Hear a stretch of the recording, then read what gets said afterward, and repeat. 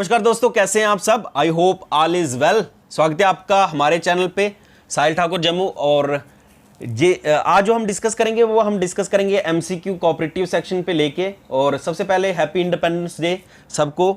और कोऑपरेटिव पे जितने भी एमसीक्यू हैं वो आज हम डिस्कस करेंगे, काफ़ी इंपॉर्टेंट रहेगा। और इंपॉर्टेंट अनाउंसमेंट भी है, वो ये है कि अब जितने भी पॉलिटिकल लेक्चर आ रहे हैं, आज से जो लेक्चर आएंगे वो कॉन्स्टिट्यूशन और फंडामेंटल राइट, डीपीएसपी जितने भी, काफ़ी इंपॉर्टेंट है। जिस भी एग्जाम की आप तैयारी कर रहे हैं तो एक बार आप देख लें लेक्चर को, क्योंकि काफ़ी इंपॉर्टेंट रहने वाले हैं। इसके अलावा ज्योग्राफी के लेक्चर आऊँगा, अभी थोड़ी हेल्थ कंडीशन ठीक नहीं है, तो जब भी हेल्थ कंडीशन ठीक होती है तो आपके लिए वो लेक्चर भी लाएंगे, ज्योग्राफी के, हिस्ट्री के भी लाएंगे, जैसे जैसे टाइम लगता रहेगा। ठीक है, कंप्यूटर के एमसीक्यू आने वाले हैं, वो सर लेके आएंगे, ज़रावर सर। ठीक है, और स्टार्ट करते हैं आज का लेक्चर। सबसे पहले डिस्कस कर देते हैं एमसीक्यू जो है आज के रहेंगे। ठीक है, और ये काफ़ी इंपॉर्टेंट है, एंड तक देखना, क्योंकि इसमें बीच में एक्स्ट्रा इन्फॉर्मेशन भी होगी। हाल तो हमने कोऑपरेटिव सेक्शन जितनी भी वो हमने कंप्लीट कर दिया है। ठीक है, जितना भी कोऑपरेटिव में सिलेबस था। ओके, अगर आपने लेक्चर नहीं देखा है सब्सक्राइब करें और प्ले लिस्ट में जाएं। प्ले लिस्ट में अलग से जो लिस्ट बनी हुई है कोऑपरेटिव की, ठीक है, उसमें आप फुल लेक्चर कोऑपरेटिव सेक्शन पे देख सकते हैं। ये उनके लिए जो पहली बार विजिट कर रहे हैं हमारे चैनल पे। ओके, फर्स्ट क्वेश्चन जो है वो है कोऑपरेटिव सोसाइटी जो है स्टेट सब्जेक्ट है। आपने बताना है कि इनमें से कौन सी एंट्री नंबर में उसको डाला गया है इंडियन कॉन्स्टिट्यूशन में। ओके, तो इसका आंसर है 32 जो है एंट्री नंबर में डाला गया है, किसको, कोऑपरेटिव सोसाइटी को। ओके, रिसेंटली जो है सुप्रीम कोर्ट ने 97th कॉन्स्टिट्यूशनल अमेंडमेंट जो है 2011 वाली, ठीक है, उसको स्ट्रक डाउन किया, उसके कुछ पॉइंट जो है उसको स्ट्रक डाउन किया है। ये एक लेक्चर लेके आएंगे, उसमें हम डिस्कस करेंगे। और रिसेंटली जो है मिनिस्ट्री बनी हुई है कॉर्पोरेशन पे, वो भी आपको पता होना चाहिए कि कॉर्पोरेशन जो मिनिस्ट्री है वो किसके अंडर है, अमित शाह के अंडर है। ठीक है, ओके, और इसके अलावा आपको पता होना चाहिए कि जो कॉन्करेंट लिस्ट में कैसे डाला गया है। क्यों कॉन्करेंट, देखो कोऑपरेटिव सोसाइटी दो प्रकार की होती है, एक जो खाली स्टेट में होगी, ओके, एक वो कोऑपरेटिव सोसाइटी जो मल्टी स्टेट में होंगी। मल्टी स्टेट कहने का मतलब ये हुआ कि मोर देन वन स्टेट में। ठीक है, तो मोर देन वन स्टेट में जो कोऑपरेटिव सोसाइटी होंगी उस पे एक्ट कौन सा लगेगा और स्टेट पे कौन सा लगेगा। ठीक है, मोस्टली जो स्टेट होती है उनके अपने एक्ट होते हैं, जैसे जम्मू कश्मीर कोऑपरेटिव एक्ट तो जम्मू कश्मीर में ही लागू होगा। ठीक है, जो सेंट्रल का एक्ट होगा मल्टी स्टेट का, वो हर मतलब अलग अलग स्टेट में जो है मल्टी स्टेट में लग सकता है। ओके, उसको बोलते हैं कॉन्करेंट लिस्ट में डाला गया है अभी रिसेंटली। वो एक लेक्चर लाएंगे जिसमें हम डिस्कस कर लेंगे 97th कॉन्स्टिट्यूशनल अमेंडमेंट को क्या किया गया है, स्ट्रक डाउन किया सुप्रीम कोर्ट ने, और कॉर्पोरेशन मिनिस्ट्री पे। ठीक है, लेकिन फिलहाल ये आपको यही डाटा पता होना चाहिए, एंट्री नंबर 32।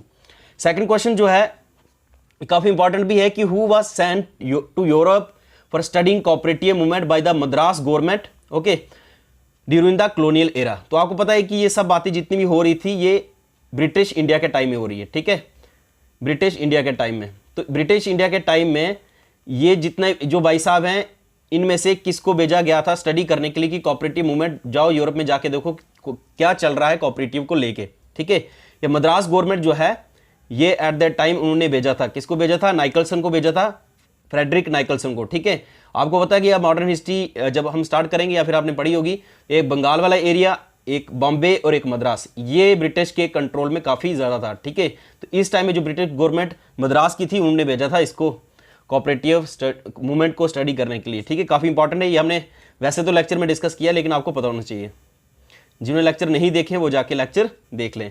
क्वेश्चन नंबर 3 जो है ये काफ़ी इंपॉर्टेंट है एग्जाम पॉइंट ऑफ व्यू से, और आपको पता होना चाहिए कि इनमें से कौन से प्रोविजन है। कोऑपरेटिव सोसाइटी एक्ट 1904, ठीक है, ये हमने काफ़ी डिटेल में पढ़ा है और इसके प्रोविजन आपको सब पता होने चाहिए। ठीक है, जितने भी ये प्रोविजन दिए हैं, जैसे आपने बताना है कि इसमें क्या क्या बातें लिखी गई हैं। ठीक है, क्रेडिट कोऑपरेटिव एक्ट 1904 में जो आया था, ए ऑप्शन जो है, this act had provision to create post of registrar. तो फर्स्ट टाइम जो पोस्ट ऑफ रजिस्ट्रार क्रिएट की थी इस एक्ट ने इंडिया में। ठीक है, ये सारा इंडिया की बात चल रही है, तो इंडिया में ये क्रिएट की थी, प्रोविजन में लिखा है। ठीक है, rural society have unlimited liability, और अर्बन कोऑपरेटिव सोसाइटी है वो उनको एक चॉइस दी थी कि आप लिमिटेड भी रख सकते हो और अनलिमिटेड। बी पार्ट थर्ड जो है, ये वाला जो एक्ट आया 1904 act also provide constitution of society, eligibility of the membership, registration, liability of members और ऑडिट की। ये सारी बातें जो हैं इसमें से आंसर जो है वो कौन सा है। ठीक है, तो ये सारे के सारे पॉइंट आपने तीनों के तीनों याद कर देने हैं। ये तीनों के तीनों जो है इसके प्रोविजन है। एक बार आपने प्रोविजन याद कर लिए तो आपको ये याद हो जाएगा, ठीक है। All the above is the right answer. Okay, ये एक्ट और प्रोविजन सारे याद कर देने आपने।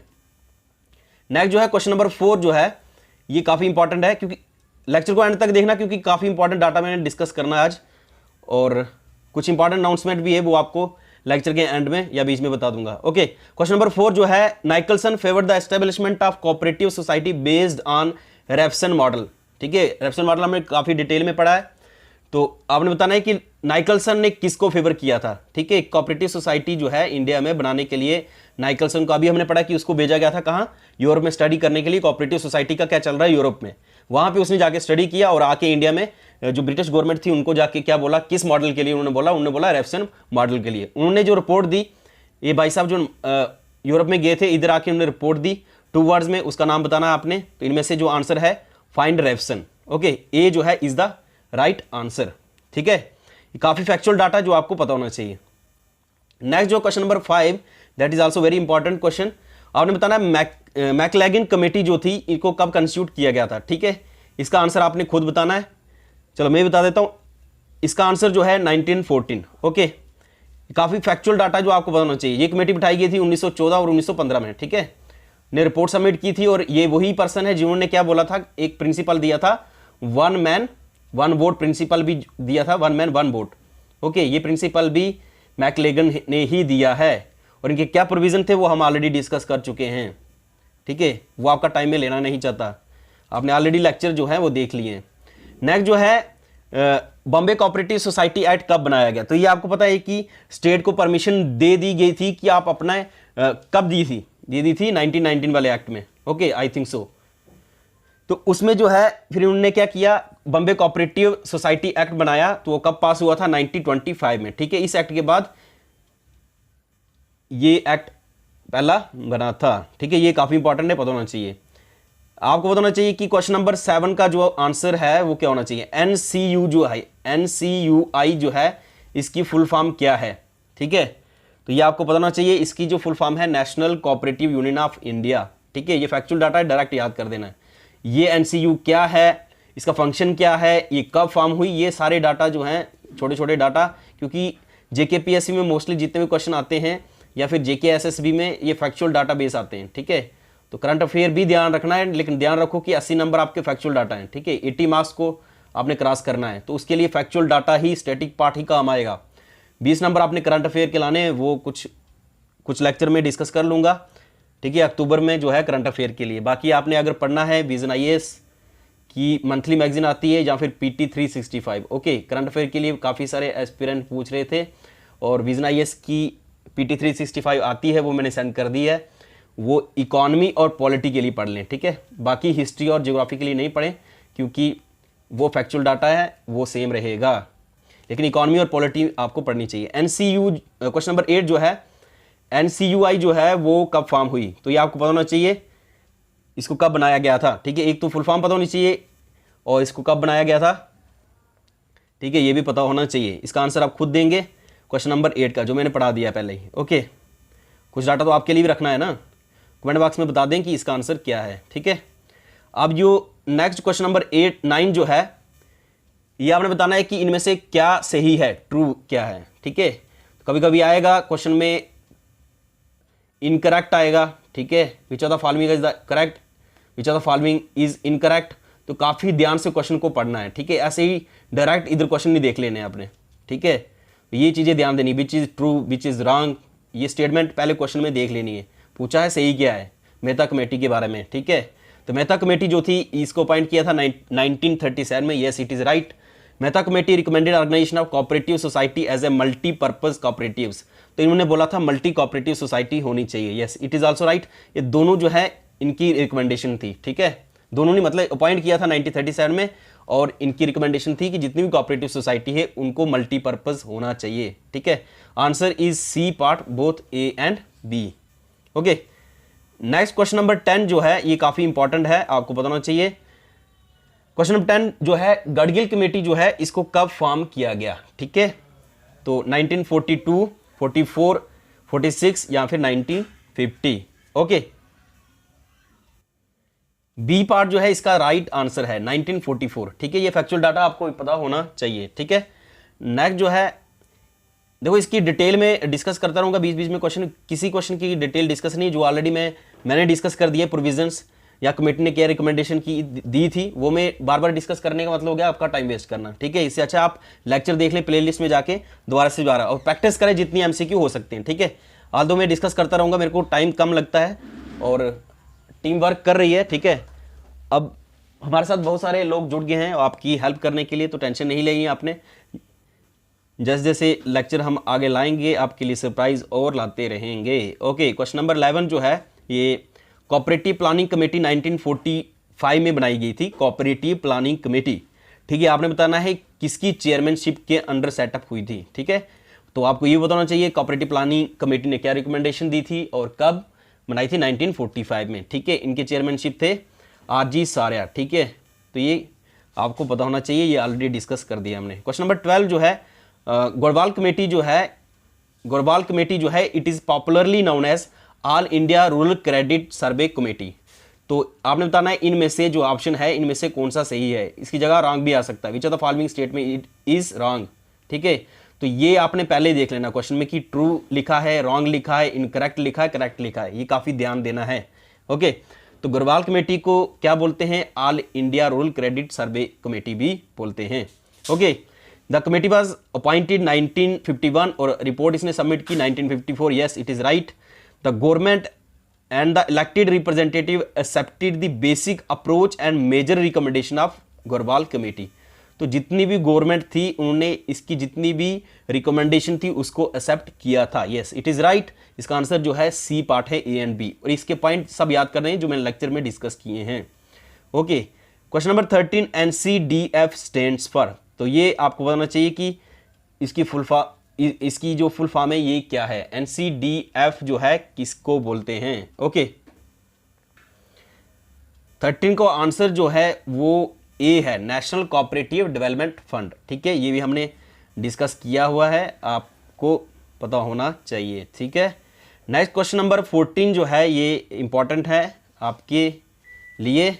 ओके, NCDC जो है स्टैट्यूटरी कॉरपोरेशन है, आपने बताना है इनमें से कौन सा आंसर, इसको एस्टेब्लिश कब किया गया, ठीक है। ये वर्ड पकड़ना आपने, जब भी लिखा होगा एस्टेब्लिश और जब लिखा होगा एक्ट, तो दोनों में ध्यान देना है कि NCDC किस एक्ट के थ्रू बनाया और कब एस्टेब्लिश किया। जब पूछा गया एस्टेब्लिश तो इसका आंसर क्या होगा, और जब पूछा जाएगा एक्ट तो तब इसका आंसर क्या होगा। ये काफ़ी इंपॉर्टेंट डाटा है जो आपको पता होना चाहिए, ठीक है। 14 right answer is a part, ठीक है, 1963।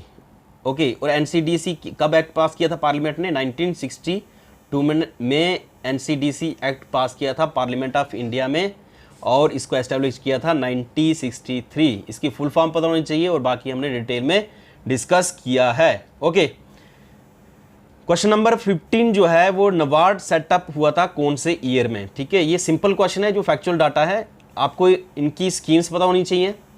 देखो पता क्या होना चाहिए, एक तो स्कीम्स, एक फंक्शन, और एक्ट कब बना और इसको एस्टेब्लिश कब किया, ठीक है। इतना पढ़ लोगे और किस कमेटी ने इनको रिकमेंड किया, ये सारे पॉइंट आपको पता होने चाहिए। इससे वो क्वेश्चन बाहर नहीं जाएगा, बाहर जाएगा तो भगवान का नाम लेके टिक कर देना, ठीक है। और क्वेश्चन नंबर 15 का जो आंसर है वो है बी पार्ट, नबार्ड को कब सेटअप किया गया, ठीक है, 1982 में जो है इसको सेटअप किया गया नबार्ड बैंक को, ठीक है। इसकी फुल फॉर्म भी पता होनी चाहिए, इसका काम क्या और स्कीम्स क्या है जो आपके सिलेबस में लिखा है। Okay, right answer is B part. Next जो है question number 16 model cooperative act जो है ये इंडिया के बेसिस पे, ठीक है, मॉडल कोऑपरेटिव एक्ट 1919, ठीक है। इसकी चेयरमैनशिप किसने की थी, और इनमें से जो आंसर है क्वेश्चन नंबर 16 का राइट आंसर जो है चौधरी बरम प्रकाश जो है इनके चेयरमैन थे, किस कमेटी के, किसके, मॉडल कोऑपरेटिव एक्ट जो है 1990 के। ओके, ये आपको बताना चाहिए। और इसके अलावा जो पैरेलल एक्ट आया था, ठीक है, पैरेलल कोऑपरेशन एक्ट आया था, और जम्मू कश्मीर का सेल्फ रिलायंट एक्ट भी आया था 1999 में, ठीक है। उस दौरान में भी जो कमेटी थी यही थी, ठीक है, दो जगह काम आ जाएगी आपको। ये काफ़ी इंपॉर्टेंट कमेटी है, इसकी क्या रिकमेंडेशन थी वो भी आपको पता होना चाहिए। क्वेश्चन नंबर 17 जो है which of the following state enacted parallel cooperative act during the 9th year plan, जो कि 9th ईयर प्लान था 1997 से लेके 2002 तक। तो आपने बताना है इनमें से मध्य प्रदेश, बिहार, जम्मू एंड कश्मीर, इनमें से किसने, या फिर ऑल ऑफ दीज। तो पैरेलल कोऑपरेटिव एक्ट मतलब हो गया कि ऑलरेडी इन स्टेट में एक्ट चल रहे थे। जैसे फॉर एग्जांपल जम्मू कश्मीर की बात लें तो जम्मू कश्मीर में ऑलरेडी 1989 वाला जम्मू कश्मीर कोऑपरेटिव एक्ट चल रहा था, लेकिन 1999 में फिर से उन्होंने एक एक्ट लाया जिसका नाम तो रखा सेल्फ रिलायंट एक्ट। ठीक है, this is the parallel act. Parallel act हो गया कि ये ऑलरेडी एक्ट चल रहा है 1989 में। ठीक है, इसी के पैरेलल में 1999 वाला एक्ट भी लाया। ठीक है, हर एक स्टेट में किया था। कौन कौन सी स्टेट किया था इनिशियली 9th 5 ईयर प्लान में? तो ये मध्य प्रदेश ने भी किया था, बिहार ने भी, जम्मू कश्मीर में नहीं, बाकी भी स्टेट हैं। वो आप ये वाला जो लेक्चर हुआ है उसमें देख लें कितनी स्टेट्स हैं। ठीक है, इसमें जम्मू कश्मीर का नाम मेंशन था इसलिए मैंने ये एमसीक्यू डाल दिया है। ओके, नेक्स्ट क्वेश्चन नंबर 18 जो है, नेशनल कोऑपरेटिव पॉलिसी जो है ये कब बनाई गई? ठीक है, इसको कब बनाया गया? ये काफ़ी इंपॉर्टेंट है। इसकी नेशनल कोऑपरेटिव पॉलिसी की क्या प्रोविजंस है, क्या पॉलिसी है, वो आपको फुल पता होना चाहिए। क्वेश्चन नंबर 18 का जो राइट आंसर है वो ए 2002 में। ठीक है, ये इंपॉर्टेंट है। Next question number 19, 97th constitutional amendment act is related to cooperative society was passed in the year. तो ये आपको पता काफ़ी इंपॉर्टेंट, न्यूज़ में भी है, सुप्रीम कोर्ट ने वर्डिक्ट भी दी है इस पे, तो ये काफ़ी इंपॉर्टेंट पता होना चाहिए आपको। आल्दो इस पे एक लेक्चर लाएंगे हम करंट अफेयर के हिसाब से, आपको वो भी क्लियर हो जाएगा। लेकिन आपको ये फैक्चुअल डाटा पता होना चाहिए कि ये एक्ट कब पास हुआ, 97 कॉन्स्टिट्यूशनल अमेंडमेंट एक्ट 2011 में। ओके, क्वेश्चन नंबर 19 का right answer is B part. Question number 20 जो है, cooperative society is in which list of schedule 7। तो किस लिस्ट में रखा गया है इसको? कॉन्करेंट लिस्ट में, स्टेट लिस्ट, सेंट्रल लिस्ट, या फिर ऑल ऑफ दीज। ठीक है, तो इसमें जो आंसर, राइट आंसर जो रहेगा वो स्टेट लिस्ट रहेगी। लेकिन अभी रिसेंटली ये काफ़ी न्यूज़ में है, वहाँ पे बहुत सारे न्यूज़पेपर में इसमें कॉन्करेंट लिस्ट में डाला गया है इसको। ठीक है, कॉन्करेंट लिस्ट लिखा गया था। ठीक है, आपने स्टेट लिस्ट ही याद रखना है और इस पे एक लेक्चर लाएंगे, बता देंगे आपको कि कॉन्करेंट लिस्ट कहने का उनका मतलब क्या था, जो न्यूज़पेपर में आया था। ठीक है, लेकिन आपने स्टेट लिस्ट ही याद रखना है। ओके, नेक्स्ट जो है क्वेश्चन नंबर 21 जो है, liability of the member of the cooperative society is. तो आपने बताना है कि जो लाइबिलिटी रहती है कोऑपरेटिव सोसाइटी की वो लिमिटेड रहती है, अनलिमिटेड, या फिर दोनों, या फिर इनमें से कोई भी नहीं। तो आपने आंसर इसका याद रखना है। क्वेश्चन नंबर 21 का answer is a part, limited liability. Okay, A part, limited liability रहती है कोऑपरेटिव सोसाइटी की। क्वेश्चन नंबर 22 काफ़ी इंपॉर्टेंट है, ये आपको बताना होना चाहिए। NDDB स्टैंड्स फॉर, तो इसकी फुल फॉर्म क्या है और ये कब फॉर्म हुई और इसका फंक्शन क्या है, ये काफ़ी इंपॉर्टेंट है। ठीक है, NDDB जो है नेशनल लेवल पे बॉडी है, तो आपको पता है कोऑपरेटिव को लेके जितनी भी नेशनल लेवल पे बॉडीज है वो आपको पता होनी चाहिए, कब फॉर्म हुई, क्या फंक्शन है उनका, ये सब डाटा आपको पता होना चाहिए। ठीक है, एग्जाम में आ जाएगा, फिर बोलोगे सर पढ़ाया नहीं आपने, मैंने पढ़ा रखा है, आपने लेक्चर देखा नहीं, तो हम क्या करें भाई। क्वेश्चन नंबर 22 जो है उसका आंसर ए पार्ट जो है, national dairy development board. Okay, question number 23, देखो लेक्चर जितने भी आए हैं 24-25 लेक्चर हैं। ठीक है, उसको आपने फुल देखना है। देखो स्टार्टिंग में जो लेक्चर है, लेक्चर नंबर 1, 2 और 3, वो फुल लेक्चर नहीं है, वो मैंने MCQ कैसे आ सकते हैं उस हिसाब से किया है। ठीक है, प्लेलिस्ट में जब जाओगे, लेक्चर नंबर 4 से लेके 10, 12 तक जो है वो है बैंकिंग को लेके, जैसे क्रेडिट कोऑपरेटिव सोसाइटी, RBI, या फिर अदर पैक्स, कोऑपरेटिव बैंक, उसके बारे में डिस्कस किया है। जैसे आप 12, 13, 14, 15, 16 से आगे क्रॉस करोगे मतलब प्लेलिस्ट में, तो आपको वहां पे क्या दिख जाएगा, जितने भी आपका सिलेबस है पूरा कंप्लीट कर दिया है मैंने। ठीक है, एक J&K कोऑपरेटिव एक्ट भी हमने डिस्कस कर दिए हैं, 3 लेक्चर है उसके, वो देख लें, 2-3 क्वेश्चन आपके डायरेक्ट उधर से बन जाएंगे। ठीक है, इसको डिटेल में डिस्कस कर लेंगे 1989 वाले एक्ट को, जब मुझे टाइम लगेगा। ठीक है, आल्दो मेरे को टाइम लग रहा है क्योंकि 1 नंबर 2 नंबर इसमें से निकलेंगे। ठीक है, 1-2 नंबर के लिए आप वेट ना करें, बाकी जितना भी लिस्ट जो है 24 लेक्चर उसको देखें, बार बार रिवाइज करें, जिनके पास बुक है वो भी 3-4 बार रिवाइज करें, क्योंकि आपका ये फैक्चुअल डाटा जो है आपका कंप्लीट होना चाहिए। तो इसकी टेंशन लेनी नहीं, एक्ट 2 नंबर आने हैं वो हम कभी भी डिस्कस कर सकते हैं। ओके, तो ये आपने पढ़ने की जरूरत भी नहीं है कहीं से भी, क्योंकि मैं पढ़ा दूंगा। ओके, नेक्स्ट जो है क्वेश्चन नंबर 23 जो है, NCCT स्टैंड्स फॉर। ओके, 23 का आंसर जो है सी पार्ट इसका is the right answer, national council for cooperative training. Okay, next जो है क्वेश्चन नंबर 24, ये जो NCCT है ये किस कमेटी की रिकमेंडेशन पे बनाया गया था। ठीक है, तो आपने बताना है किस कमेटी की बेस पे बनाया गया था। क्वेश्चन नंबर 24 का राइट आंसर इज सी, ठीक है। स्वामीनाथन कमेटी की रिकमेंडेशन पे इसको बनाया गया था, ठीक है, national council for cooperative training. Next जो है question number 25, first dairy cooperative society register हुई थी 1913 में इलाहाबाद इन यूपी। तो आपने बताना इनमें से नाम क्या है, ठीक है। क्वेश्चन नंबर 25 का आंसर इज ए, ठीक है, कटरा कोऑपरेटिव सोसाइटी। ये जम्मू कश्मीर वाला कटरा नहीं है, ठीक है, ये है इलाहाबाद यूपी में, ठीक है। वहां पे फर्स्ट डेयरी कोऑपरेटिव सोसाइटी को रजिस्टर किया था, ठीक है। आल्दो डेयरी जो सिस्टम है ना, डेयरी कोऑपरेटिव्स मोस्टली आज की डेट में आप देखो महाराष्ट्र, मोस्टली गुजरात में जो है इनका काफ़ी हब है, ठीक है। जैसे अमूल वगैरह है या फिर आनंद मॉडल जो भी है, ये सारा गुजरात में काफ़ी इंपॉर्टेंट है। लेकिन आपने याद रखना है, फैक्चुअल डाटा है कि कब रजिस्टर फर्स्ट टाइम 1913 में यूपी में कहाँ हुई थी, ठीक है। नेक्स्ट क्वेश्चन नंबर 26 जो है ये काफ़ी इंपॉर्टेंट है, ये आपको पता होना चाहिए और न्यूज़ में भी है, और ये आपको एग्जैक्टली पूरे इसके प्रोविज़न पता होना चाहिए। मल्टी कोऑपरेटिव सोसाइटी एक्ट के प्रोविज़न क्या है, ठीक है। तो देखो मल्टी कोऑपरेटिव सोसाइटी का एक्ट, जैसे अब अगर आप इंडिपेंडेंस से पहले चले जाओ 1942 में आए थे, ठीक है, कि मोर देन वन स्टेट में अगर कोऑपरेटिव सोसाइटी होगी तो उसको रजिस्टर कैसे करेंगे, उसके प्रोविज़न 1942 के एक्ट में लिखे थे। फिर 1984 में, फिर उसके बाद 2002 में, इसी फिर मल्टी कोऑपरेटिव के लिए 2011 में अमेंडमेंट भी लाई, ठीक है। तो ये काफ़ी इंपॉर्टेंट डाटा जो आपको पता होनी चाहिए, ये डेटें, ओके। इसका आंसर जो है ऑप्शन के हिसाब से ए इज राइट आंसर, क्योंकि इसी जो इनेक्ट किया था 1984 वाला एक्ट, इसी को मॉडिफाई किया 2002 में, और आपको पता है कि नेशनल लेवल पे भी पॉलिसी बनाई गई है, ओके।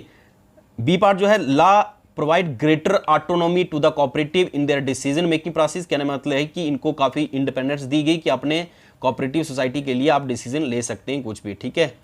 तो और जितने भी गवर्नमेंट रिप्रेजेंटेटिव उसको रिड्यूस किया गया है। तो ये दोनों ऑप्शन इसके इज द राइट आंसर, ठीक है। नेक्स्ट जो है ये लास्ट क्वेश्चन है, question number 27, okay. Question number 27 जो कोऑपरेटिव सोसाइटी एक्ट जो है ये कब पास हुआ, तो ये आपको पता होना चाहिए। कोऑपरेटिव सोसाइटी एक्ट जो है 1912 में पास हुआ, सी इज द राइट आंसर। जब इसमें आएगा कोऑपरेटिव क्रेडिट सोसाइटी, तो क्रेडिट वाला आपने आंसर टिक करना है 1904, ओके।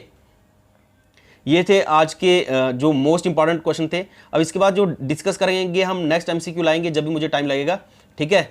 और एक बात बता दूं आपको कि देखो ज्योग्राफी के कुछ लेक्चर लाएंगे हम, वो मुझे टाइम जैसे लगेगा। एक्चुअल में मेरी हेल्थ कंडीशन ठीक नहीं है और दूसरे सारे सचिन सर के दोनों की हेल्थ कंडीशन ठीक नहीं है। कोरोना टेस्ट कराया, अभी नेगेटिव आया है 2-3 दिन से, तो इसी तरह से लेक्चर नहीं आ रहे थे। अभी भी कंडीशन ठीक नहीं है, फिर भी मैं लेक्चर रिकॉर्ड कर रहा हूँ। तो इसका मतलब ये हुआ कि मुझे आपकी फ़िक्र है कि आपकी सिलेक्शन होनी चाहिए, आपको भी हमारी फ़िक्र होनी चाहिए। लाइक शेयर सब्सक्राइब जरूर करें, दोस्तों के साथ शेयर करें और पढ़ें।